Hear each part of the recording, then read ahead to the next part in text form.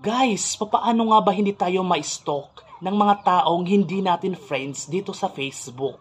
Yung tipong pag sinearch nila ang pangalan natin is makikita nila yung cover photo lang natin at hindi nila makikita yung mga pictures or videos na pinost natin sa ating Facebook account. Guys, kung gusto mong malaman, follow mo lang yung steps na to and you are good to go, okay?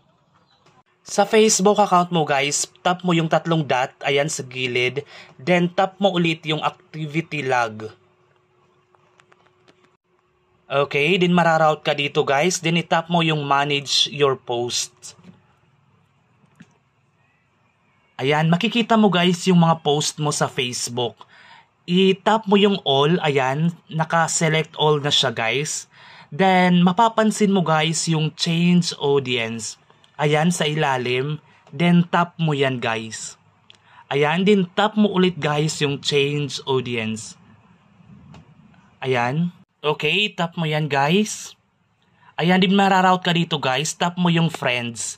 Then, tap mo guys yung change. All of the selected posts will have their audience change to your selected option. Tap mo yung change, then ayan, hindi na nila makikita yung mga post mo sa Facebook. Yun lang guys, sana nakatulong.